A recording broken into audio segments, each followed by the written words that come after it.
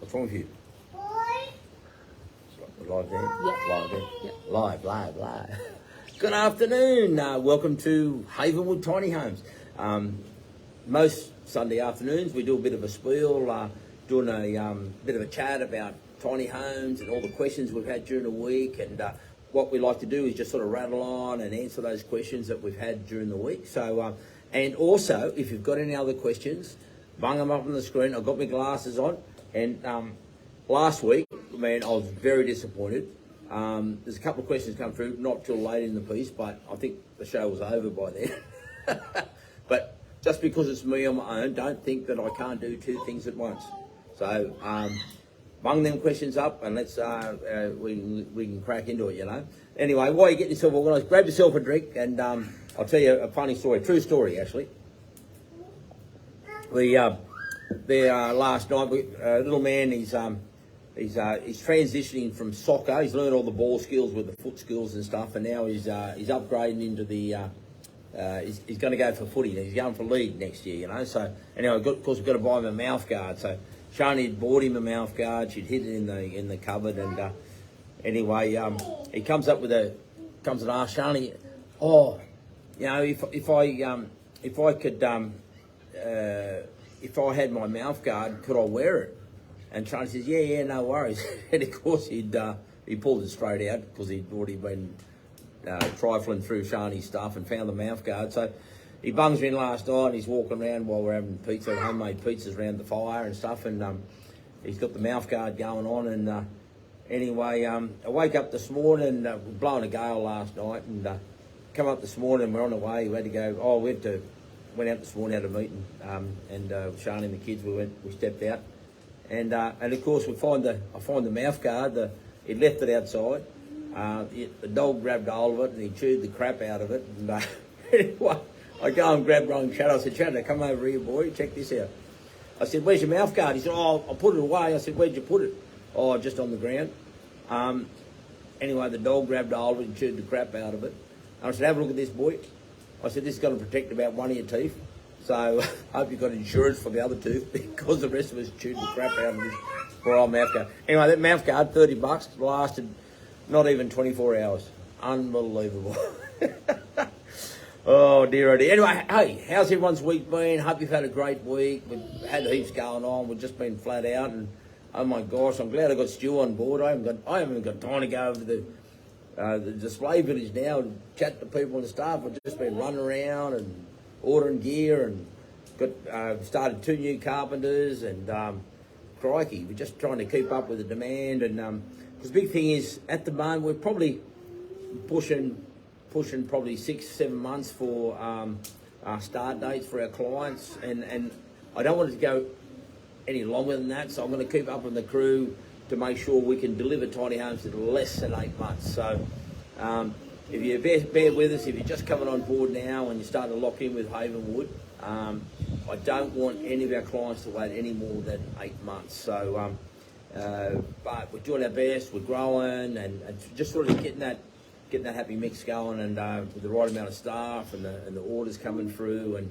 of course then it's about space in the factory. I mean, the factory's 700 square metres, but it's just the material, the materials handling in the factory, and keeping the place tidy, and making sure the staff can work safely, and then getting tiny homes out of there and bunging them over at the display village. And it's really full on.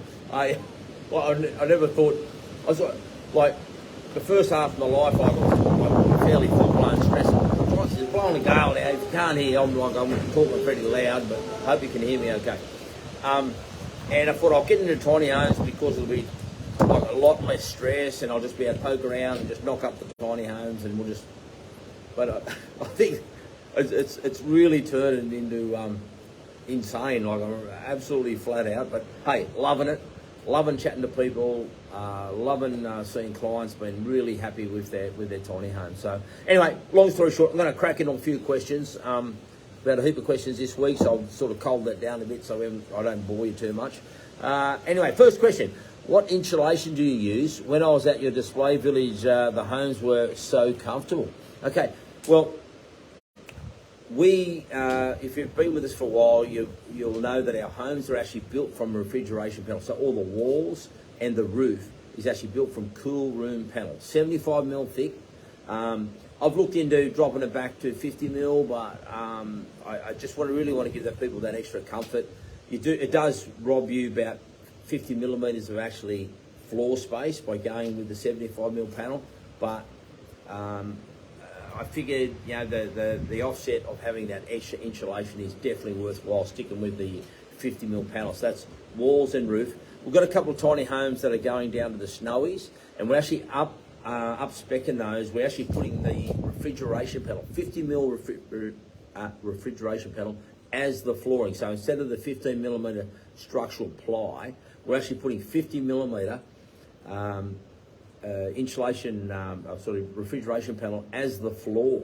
Okay, so you got the floor, the walls, the roof. This is like a giant esky on wheels. Unbelievable. So really looking forward to how the overall comfort of these homes are going to be. And also, rather than just putting standard sarking on the outside of our homes in the walls, we're actually upgrading that to a 4 millimetre blanket as well, so around the walls. I think our client's going to be too hot.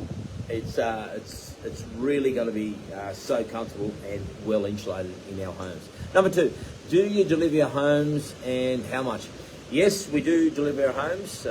Most of our homes we are delivering. The clients obviously don't have trucks and truck licenses and whatnot, so we do organise delivery of our homes. Insurance-wise, we cover the home from during construction all the way through to delivery on site. So, so it's not just from the factory when we leave, but all the way to the site. So it just gives our clients some comfort that the homes are covered on the roads, on the highways. I mean, who knows? Anything can happen on a freeway, So, but they are insured all the way to delivery. And yes, we deliver our homes. And the cost at this stage, we sort of priced around and seeing what companies, whether it be tiny homes or any other thing for that matter, they're around about $2.80 each way. So if you're going 1,000 kilometres, so it's 1,000 kilometres there, but then the truck's got to get home, so they'll charge $2.80 to get there, but then they've got to get home, so they'll charge another $2.80 to get all the way home. So we've done our sums, we've worked it out, and at this stage we're still working on $3.80 one way. So we're only charging one way for our clients all the way there. We're not there trying to make profit on deliveries. We just want to cover our costs. The fuel, the price of diesel's obviously gone through the roof, and it's going to keep going up. But at this stage, we're trying to keep it as cost effectively as we can for our clients, and also knowing that our homes are going to get delivered nice and safely and all the way to the site. So $3.80 one way. So if you're 1,000 kilometres away, it's $3,800 for delivery. Now we say to the gate. The reason we say to the gate is because we don't know what's happening inside the gate. We don't know if we're going to go through a four-wheel drive track or through scrub or cross a couple of creeks or what's going on. So we don't know if we need a tractor on site. So we just do a blanket to the gate. Of course, if you get to the gate and it's just flat, we'll just drive straight in and we'll park it, no problem. But if it's a little bit hairy, we've got to do a bit of homework. Then we'll chat about that. It'll just be a POA because we just don't know what's going on behind the scenes, Number 3, do you do a warranty on your homes? Yes, we do the warranty on our homes.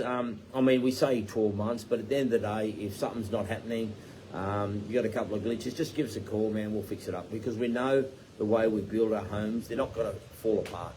They're structurally sound, they're rock solid. It'll just be some little thing, and chances are in most cases I've been able to fix it up over the telephone. So just do this, bam, sorted, happy days. But at the end of the day, we offer a 12-month warranty. Our trailers, at the end of the day, it's a lifetime warranty. They're structural aluminium. They're never going to rust. They're never going to corrode. They're going to last you a lifetime. The ColourBond, there's a 20-year warranty on the ColourBond. Our appliances, they've got a 5-year warranty on the appliances. So heaps of warranty, but at the end of the day, if there's something that's not working for you, just give us a call, man. I just want to sort it because I just want everyone to be happy in our home. So I'm like a dog with a bone with that, and I'll just keep go until I sort it and it's fixed and sorted and everyone's happy. So, but just talk to us on that. If there's any areas of concern, just give us a call and we'll sort that out. No problem. Can we modify your standard homes? Well, yes. The reason we have on our internet page on the Google the plans is just to give an idea, because a lot of people, well, firstly they've got to adjust to the fact that we're actually 3-metre homes. There's so many different designs you can actually do with a 3-metre home, because you just got that extra room. I mean, we've got a home at the moment in our display village. You can actually walk down a hallway, and we've got a bathroom on the left. You walk past the bathroom into the master bedroom. Unbelievable. I mean, I think we're going to, actually, this is for a lady down in, I think, South Australia. So I think we might have to do this as a model, because a lot of people have really taken a liking to the fact that you can actually walk past, separate bathroom on the left, and then walk into the master bedroom at the end with built-in wardrobes. So there's heaps of scope to design in our homes, because they're 3 metres wide. There's so many more planning concepts you can actually do with the 3-metre wide homes. I was really surprised at the acoustic insulation of your homes when I was at the display village. For those that know where our display village is, it is right on the Princess Highway. It's very loud. There's a heap of traffic, heaps of vehicles, cars driving past all the time. So there's lots of noise. So what I do actually get people to come into the home, and then I just close the door and just bam. Honestly, the noise from the outside easily drops 50%. The acoustic qualities is unbelievable. Because the homes are actually built from a refrigeration panel, and I never realised this early in the piece when I was actually building from the refrigeration panel. I just did it because it was stronger, had great thermal qualities, and it was just easier to build. And then all of a sudden, I've realised the acoustic values of the 75mm solid polystyrene, because in the walls it's solid, there's no air gaps. So what can happen if you're building a timber frame home and sort of pushing in insulation, there could be gaps here and there. And every time you've got a gap, that's noise is going to get through. But with the polystyrene, it's solid, so there's no air gaps anywhere. So it really does add a lot of value to the acoustic insulation of our homes. Talking about sound, a funny story. My dad, he's bailed up in hospital at the moment. He's getting a bit long in the tooth. He's 85 and he's a champion. I'm going to love my dad. He just kicks on, you know. Anyway, back away, his mum was having a go at him with his hearing aid, sticking the batteries in his ear rather than the hearing aid, you know. And we went up to visit him there yesterday. He just had a bit of a stint in the hospital. Anyway, he couldn't hear properly. So because I come in loud as and talking loud as I normally do, and so Shani said, "Oh, fix it up for you, Dad." So she gets hold of this thing and she starts trying to jam it in his ear, and as it turns out, she's trying to bung the battery in his ear, and the hearing aid's still hanging on the outside, you know. And I said, "What's the go with that?" He was having a go at Chief because he's trying to stick the battery in his ear, and he's Shani trying to bung it in herself. Poor old Chief. Anyway, but I come in all balls and glory, and I just talk because I'm half deaf because of all that, bit tone deaf because all the machinery noise and stuff like on site when been in construction for so long. So when I come in and anyway, so Mum turns Chief's hearing aid down a bit, and then because I'm rattling on and telling stories and just to spark him up a bit, and anyway, when everyone else is talking, he's sort of looking at them all. Nothing's going on. It's because they can't hear them because Mum turned the hearing aid down, you know. So anyway, but things are looking good. Anyway, number 6. Can we select larger windows in our design? Absolutely. Now, I have talked about this before. In our homes, right, because I come out of construction, when we design the window size in our tiny homes, what we do, I use the LEP, so the size of the room, and accordingly I design the window size and ventilation to suit the size of that room according to the LEP. But in saying that, if you want to go for bigger windows, so you want to start to put larger windows in a home, up to a point. We can't go too large because we start bunging them too big, we start chopping out too much panelling, and we'll ruin the structural integrity of the home. So what we're going to do is, but I'll pull it back a bit if someone says I want to go this big and this tall and whatever. I'll pull that back a bit. But the other thing you've got to remember, the bigger the windows, the more you're going to use a lot of thermal qualities of your home, acoustic qualities of your home, and also privacy of your home. You start bunging too big of windows in, especially if you're in a populated area or there's other farmers around or wherever you're bunging your home. You just got to be a little bit careful, because if you've got too big of windows and then all of a sudden you're living in this fishbowl and woo, everything's going on, you know. So unless you're a bit of a showman, then you have to put curtains on because your windows are too big. So just keep that in mind. I like the proportion. Not only that's how it looks good, but in saying that, yes, we can do larger windows in our homes. You mentioned last week about the caravan code. Can you expand on that? Now, listen, I'm not here to point fingers and rah about caravans and who's doing this and who's doing that, but just to be frank, on caravans, okay, a caravan, most companies, like whether it be Jayco caravans or whatever, they'll get a trailer they'll build on top of that trailer. Once they've finished building on top of that trailer, they'll build it to caravan specs. They then need to go and get a brown slip on that or caravan they've just created. And of course, to get that brown slip, they need to meet the caravan code, which will include things like highlights on your caravan. It'll need to meet certain heights and widths and weights of the caravan. The door entry, it's either got to be at the rear or on the passenger side of the tiny home. So there is lots of things that need to be addressed if you want to come under the true caravan code. So I think you just got to be careful just on the overall. If you're going to buy a tiny home, I think I mentioned this the other week, make sure you get a VIN number on your trailer. Well, first and foremost, it means that the trailer is registerable. The second thing is it means that it's structurally sound.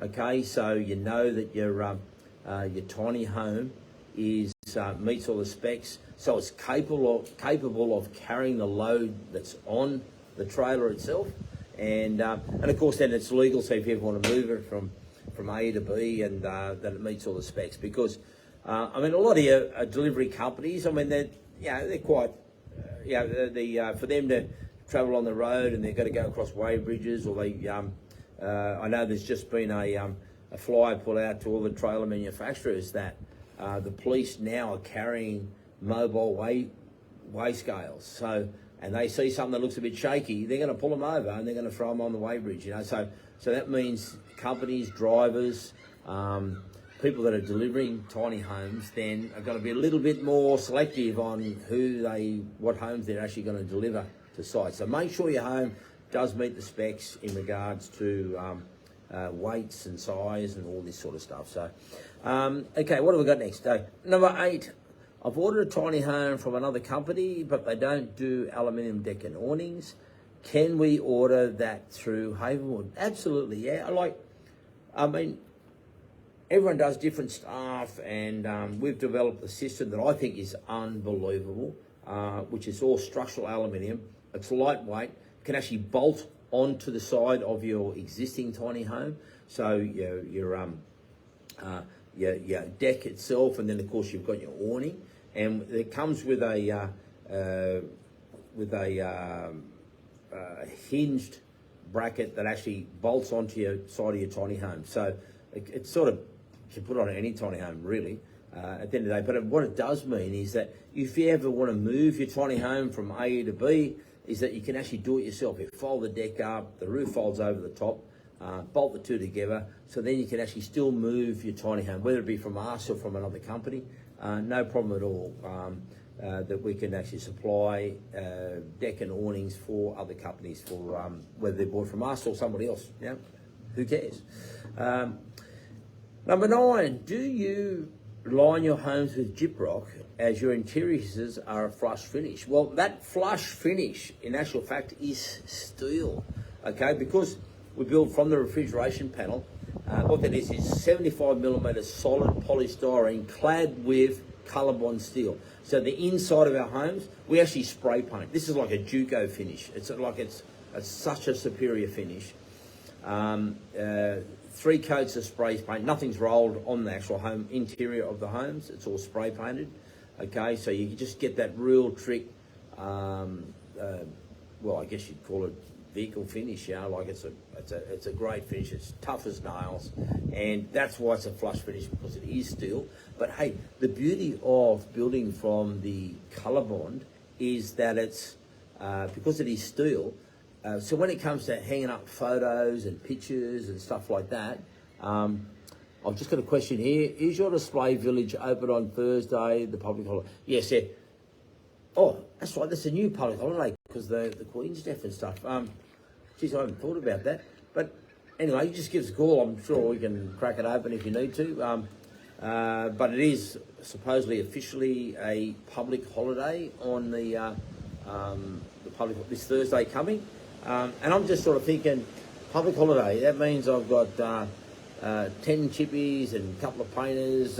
Who's going to pay their wage for that day? I'm thinking I might get on to ScoMo. Not ScoMo, what is it? Airbus Elbow, and see if he's going to fork out for the paying me wages for that day. But anyway, still goes on. Here's another question. Just wondering if the hot water heater and pump is included as a standard inclusion or an extra. In actual fact, the hot water system, we use a 16-litre gas hot water system. It's all standard on our homes. Okay, I think gas is probably the most efficient form of heating, so we'll use gas.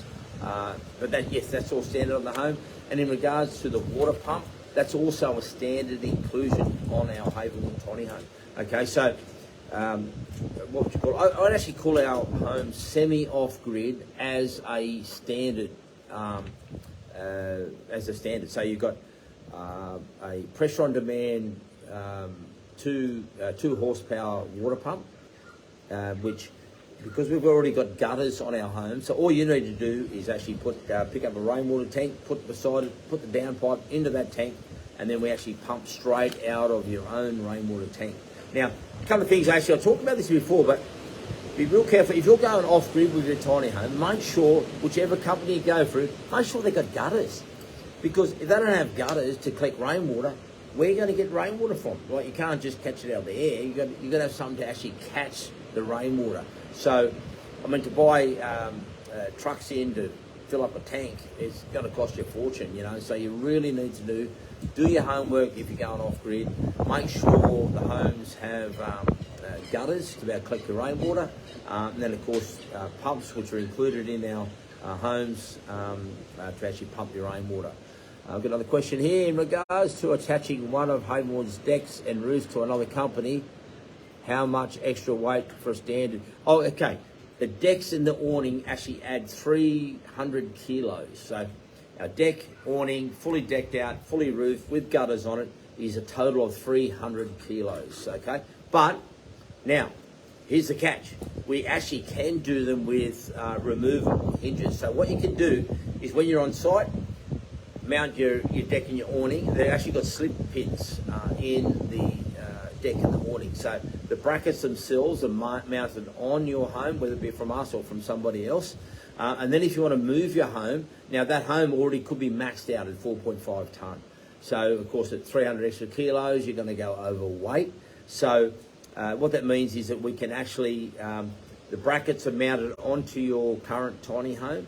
Then if you want to move it, you can actually slip the awning off, slip the deck off, put that in the back of your delivery truck, so that's not pumping your trailer, your tiny home, actually overweight for delivery. So we've actually just introduced that. We were pulling them off, undoing all the bolts, so it was all too hard. So anyway, we've actually introduced now slip pins for the deck and awning, so if they ever do need to be removed, it's a simple process. Bung them in the back of the truck, then your home is still legal on the road when you're delivering it to a new location. So, yeah. What else we got here? Do you line your homes? Oh, I've already answered that question. Oh, talking about painting. Oh my gosh. Well, anyway, I've done this like around the pool. I've done this like, I don't know, maybe 80 square metre beach area in concrete. Anyway, long story short, like we've had that much rain and this and that, and it's like, man, when am I going to paint this so I can crack it open, you know? Anyway, there was a window of opportunity this week. When you paint when you paint our homes, sorry, what am I talking about? When you paint the pool with this 2-pack enamel stuff, you've got to paint it within 24 hours. And all of a sudden this weekend, I had this opportunity. Friday, Saturday, Sunday, man, I just got to crack into it. Bam, bam, bam. And I'm looking at the weather forecast. No rain, you beauty, but it's heaps windy. And it's just blowing a gale. It's starting to sort of drop off a little bit now. But when you paint the 2-pack stuff on, like it's obviously wet for a period of time, but then it sets. So I'm painting this and getting all going and starting to come good, you know, looking real good. And anyway, I paint I'm doing it in 3 different colours, of course, that makes it even harder. So I'm painting it all these different colours and getting it going. And then, of course, the wind's blowing a gale there last night. Okay, the finish coat, the wind's blowing, it's going this direction. All the leaves are gone by now, so it should be happy days. And anyway, so painting away this morning. Anyway, did the first coat. I slipped out for a couple of hours. I come back again, and now it's just full of leaves. all the leaves. Because you know what happened? The wind changed direction, didn't it? So all the leaves that blew over here, the wind changed direction. Now it blows them all back this way. But I looked on the bright side. I want this to look like a natural pool. So now we've got leaves in the paint in the natural pool. So I'll look on the bright side, eh? Okay, number 10. Is it extra to have your larger flat roofs? No. In actual fact, I should be charging more for the pitched roofs. They're so much harder to build. With the pitched roofs, we got there's so many more flashings, you've got valleys, and there's so much going on with the actual pitched roof models. But what we're trying to do, at the end of the day, we got into the tiny home industry I'm just sort of reading questions at the same time we're talking. Okay, to create affordable housing. So we're trying to keep it as low key as we can, price-wise. So we're just absorbing some costs here and there, just to be able to keep our homes affordable for our clients. You know. So the answer to that question is no. It's not more expensive to do the flat roof, even though it gives you more space inside your home. Of course, you can picture with a pitched roof. If you want to walk to the outside, you've obviously got to bend over a bit. But with the flat roof, you can walk all the way around because, as you're aware, with our tiny homes, you've got a 6 foot or 1.8 clear ceiling height upstairs in our lofts. Because we come under the category of an oversized load. I talked about this last week with our homes because our trailers are detachable from the tiny home. What that means, just got another question. If you have 2 tinies, what's the process to connect them electronically? Oh, we've actually just done this. We've got a client, it's an architect.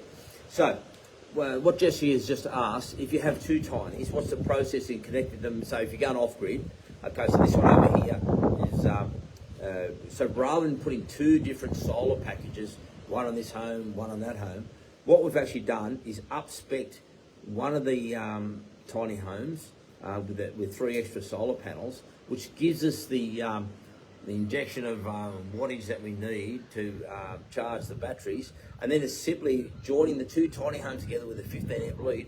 I mean, this probably saved the client somewhere in the order of about 10 to 12 grand, rather than doing 2 solar package.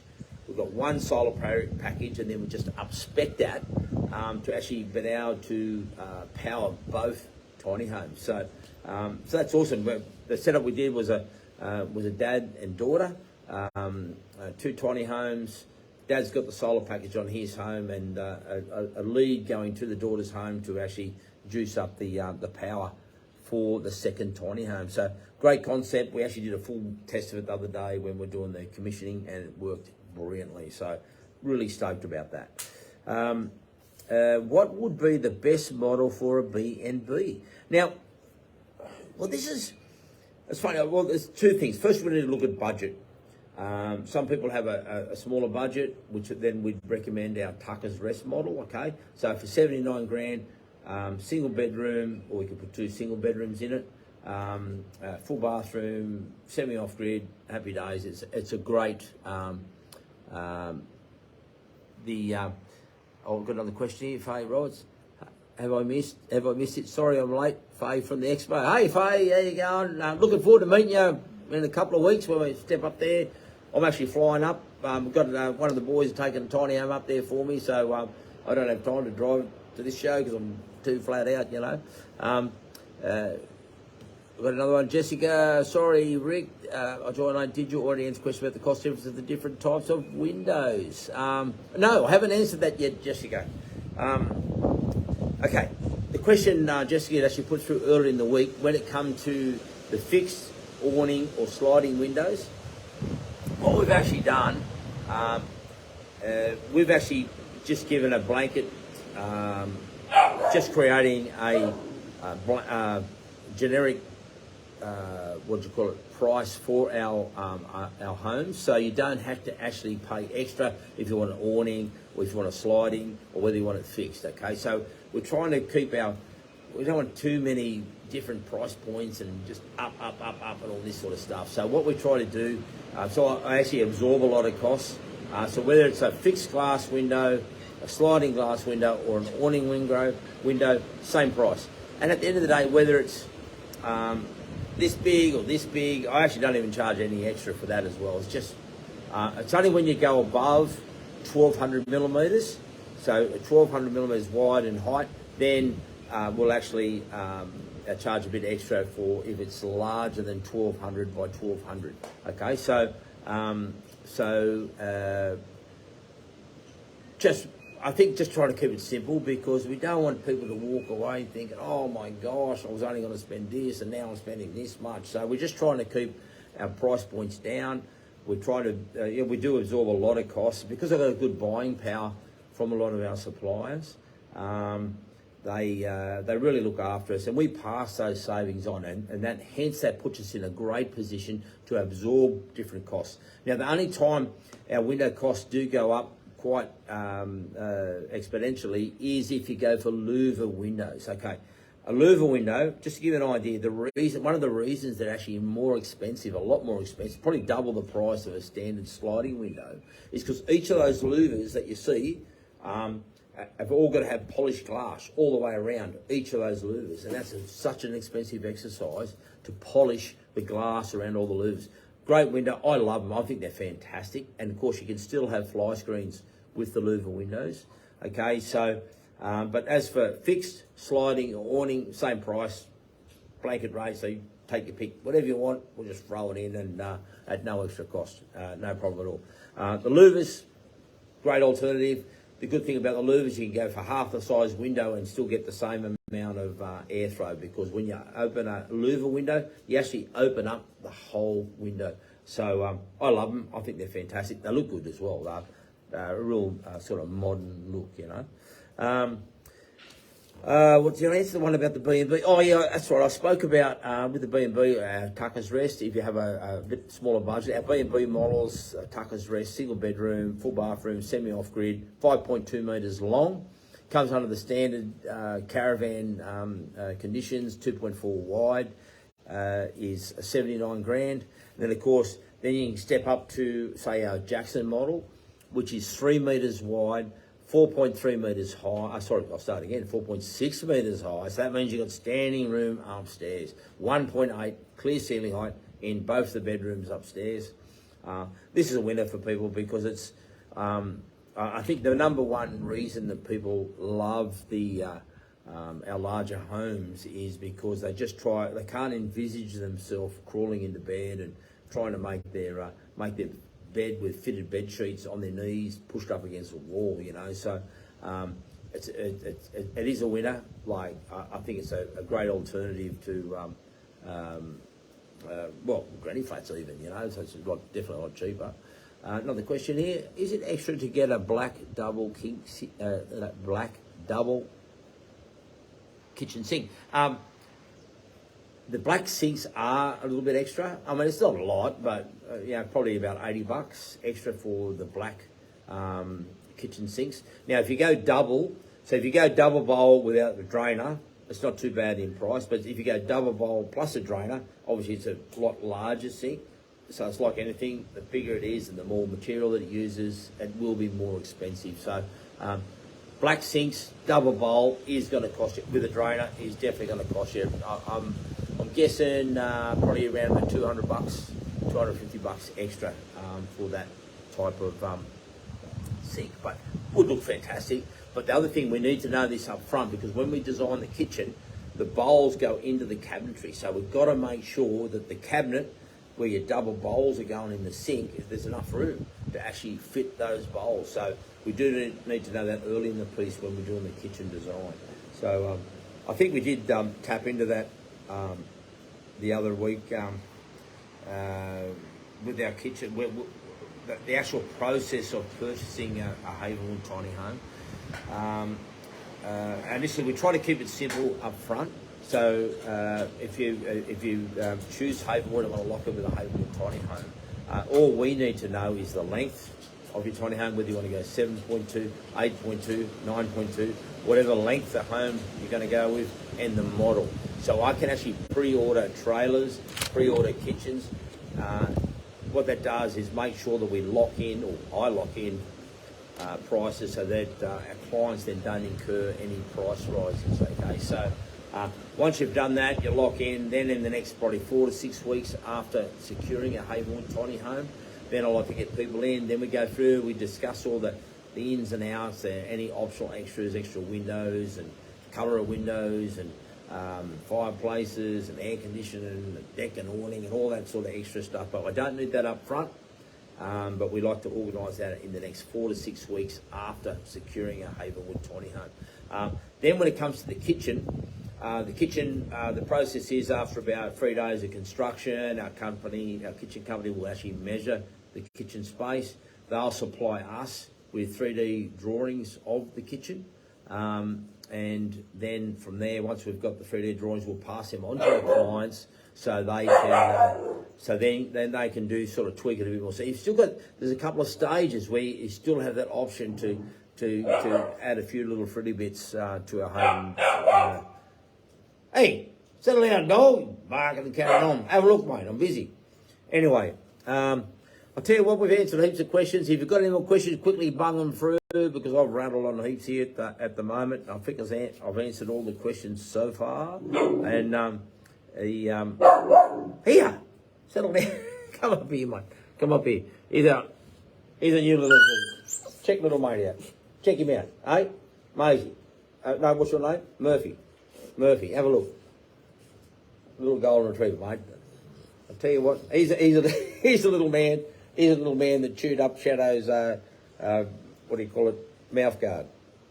And chewed up my boots. But I don't mind him chewing my boots, but you know what he did? He pulled the sole clean out of my boots. How did he get his head in there? Pulled the sole clean out of my boots and chewed the crap out of it. So then I had to go and get me a reserve pair, pull the sole out of them, stick them in new boots. Oh my gosh. Anyway, hey, listen, I've rattled on enough today. Thanks so much for joining us. Thank you for your question. Oh, here's another question. Same price as putting the flushing. Okay. Just another question here. Same price to put in a flushing toilet. Do you have any contacts that can do septic systems to install on site for us? Depending where you are, Jessica, we do have contacts with to do what do you call it? Septic tanks and stuff like that.